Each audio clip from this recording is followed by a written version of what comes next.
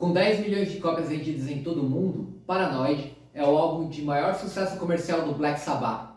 Também não é para menos, um disco que tem Iron Man, War Pigs, a própria Paranoid. Esse é o álbum do Black Sabbath mais vendido nos Estados Unidos, mais vendido na Europa, no Japão, na Oceania, na Ásia inteira, em todos os lugares do mundo, menos no Brasil. Vamos conhecer a lista dos 10 álbuns mais vendidos do Black Sabbath no Brasil e entender as 3 jabuticabas que existem nessa lista. Ana, solta a vinheta. Meu nome é Eduardo de Souza e esse é o Sabablabla. Vamos conhecer a lista dos 10 álbuns do Black Sabbath mais vendidos no Brasil. Começando em 10º lugar com 80 mil cópias vendidas, que rufem os tambores! Empatados em 10º lugar, Technical Ecstasy, de 1976, e Mob Rules, de 1981. Até aí tudo bem, porque esses álbuns fazem parte dos álbuns clássicos do Black Sabbath, que são os primeiros álbuns com o Ozzy e os álbuns dos anos 80 com o Dio. Em todos os países, esses são os álbuns mais vendidos. Em 9º lugar, com 90 mil cópias vendidas, a primeira jabuticaba da nossa lista, Born Again. O famigerado álbum cantado por Ian Gillan, sim, ele mesmo, o vocalista do Deep Purple. Os fãs se dividem entre amar e odiar Born Again. Eu faço parte daqueles que amam. E vamos tentar entender por que esse disco vendeu tanto no Brasil. Esse álbum é de 1983 e o rock estava muito forte nessa época. As bandas começaram a vir para cá. Em 81 teve show do Queen, em 83 teve show do Kiss. Enquanto isso, o movimento punk estava explodindo com bandas como Ratos de Porão, Inocentes, Cólera, Olho Seco.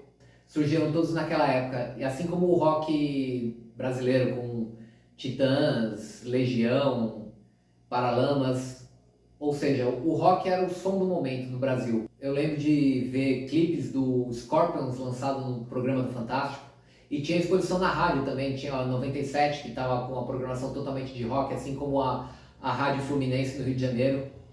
E todo esse movimento culminou no Rock in Rio em 1985, que veio a nata do rock.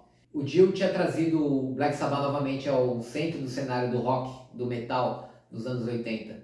E com a saída dele, talvez o único vocalista com nome, com pegada e com energia para substituir o Dio era o Ian Gillan. Pena que essa experiência durou pouco tempo, né? Porque o Gillan acabou saindo logo da banda e voltando pro Deep Purple. Mas para mim é um disco maravilhoso. E com certeza chamou muita atenção de todos os fãs de metal e de rock aqui no Brasil. Em 8º lugar, The Humanizer. Sim, meus caros amigos, o disco de 1992 da volta do Dio pro Black Sabbath. E também é a nossa segunda jabuticaba. Esse disco bateu a marca de 1 milhão de discos vendidos no mundo inteiro, mas não entra na lista dos 10 mais em nenhum outro lugar. Tentar explicar o sucesso desse disco talvez é até mais fácil, porque nos anos 90, a chegada da MTV foi uma das grandes responsáveis por colocar o rock em alta novamente. E a volta do Dio pro Black Sabbath também era um assunto no mundo inteiro. Agora, uma coisa muito curiosa. O Black Sabbath iniciou sua turnê mundial de lançamento do The Humanizer aqui no Brasil. Isso mesmo. Em junho de 1992, Dio, Tony Iommi, Geezer Butler e Vinnie Appice desembarcaram no país para iniciar a turnê mundial. Foi a primeira vez que o Black Sabbath veio para o Brasil. O Black Sabbath estava em todos os jornais, eles foram entrevistados pelo Gastão no Fúria Metal, além das revistas e tudo mais. Foi um momento de bastante destaque para a banda. Em 7º lugar, Sabotage, de 1975, com 110 mil cópias vendidas por aqui. Sim, ele foi disco de ouro aqui no Brasil. Esse disco não precisa de muitas explicações, porque ele faz parte da primeira fase do Ozzy cantando no Black Sabbath, e assim como em outros países, ele figura entre os mais vendidos. O 6º álbum mais vendido no Brasil é Heaven and Hell, que tem todos aqueles clássicos que dispensam apresentações. Esse disco também figura na lista dos mais vendidos em todo o mundo. Em 5º lugar, mais um clássico, Saba Bloody Saba, de 1973, com 140 mil cópias vendidas. Mais um clássico da primeira fase Ozzy, um dos maiores álbuns de metal de todos os tempos. Estamos chegando no pódio. E você já sabe qual é o disco do Black Sabbath mais vendido do Brasil? Com 160 mil cópias vendidas, temos uma dobradinha. Paranoid é o terceiro álbum do Black Sabbath mais vendido no Brasil, junto com Master of Reality, de 1973. Dois clássicos do Black Sabbath da primeira fase que figuram em qualquer lista como os mais vendidos. E como eu disse, o Paranoid sempre liderando. Em segundo lugar, com 170 mil cópias vendidas, o álbum de estreia do Black Sabbath, de 1970. Que tem uma história curiosa sobre a capa. Você já viu que eu já te contei essa história. Com quase 5 milhões de cópias vendidas no mundo, esse também é o segundo álbum do Black Sabbath mais vendido em todo o planeta. Então não tem nenhuma surpresa do álbum de estreia do Black Sabbath figurar em segundo lugar aqui no Brasil. Em primeiro lugar, com 215 mil cópias vendidas no Brasil, um disco que tem música de novela. Sim, senhoras e senhores. Talvez o maior motivo desse disco figurar em primeiro lugar é por causa da novela? Ou será que não? No Brasil, vocês sabem que a teledramaturgia tem uma importância muito grande. E uma novela na Globo abre todas as portas de todas as casas, de todas as famílias no Brasil. Será que é por isso que esse álbum está em primeiro lugar? Estamos falando do volume 4 do Black Sabbath. Mais um álbum da primeira fase do Ozzy na banda. Ao contrário dos outros lugares, esse é o álbum mais vendido no Brasil. Eu não vejo nenhuma outra explicação lógica para esse fato, a não ser o álbum que tem Changes.